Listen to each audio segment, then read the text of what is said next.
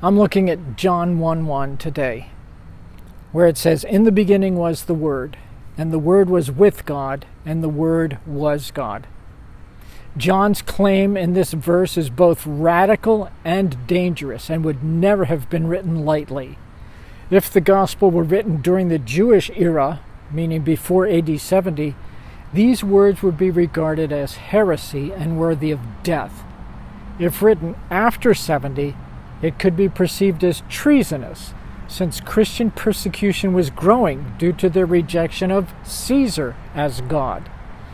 If written in the context of Greek philosophy like from Ephesus, he's taking a position contrary to the Greeks and could be perceived as an illogical paradox to the detriment of the growing faith of Christianity. For the new Christian movement, he has no desire to cause confusion with obscure writing. He has nothing to gain by starting with a fabrication or mythology. Instead, John is dead serious about what he is saying and is prepared to support it with evidence, which is the rest of the gospel. So John starts his gospel with a clear allusion to realities before creation, in the beginning. He's telling us that Jesus pre-existed creation. He is at the very root of the universe. There was never a time when Jesus was not. Jesus is what we call the divine first cause, the root and source of all things, living and non-living. We say of things, well, it had to start somewhere, and indeed it did. Jesus. It started with Jesus. In the beginning was Jesus.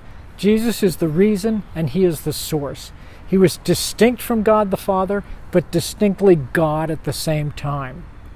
There are many theories about why John used the term logos for Jesus, but it's at least clear that John wants us to think of the eternity of Jesus rather than the limitation of his human existence. If he just used the name Jesus, people would think of historicity rather than the pre-existent and all-encompassing God. John wanted us to think the latter. So when John says the Word was with God, he is placing the Word on a plane of equality and intimacy with God, face to face with each other as equals. That means the Word is personal, not an abstract principle like the Greeks used it. Not only has the Word existed from eternity, but he exists as a person in the closest possible connection of equality and identity with God himself. Then he caps his thought with, "And the Word was God," a clear recognition and affirmation of the deity of Jesus. The Word is eternal, he is personal, and he is God. By very careful language, John is making clear that it's not a matter of God sometimes manifesting himself as Father, sometimes as Son, and sometimes as the Spirit.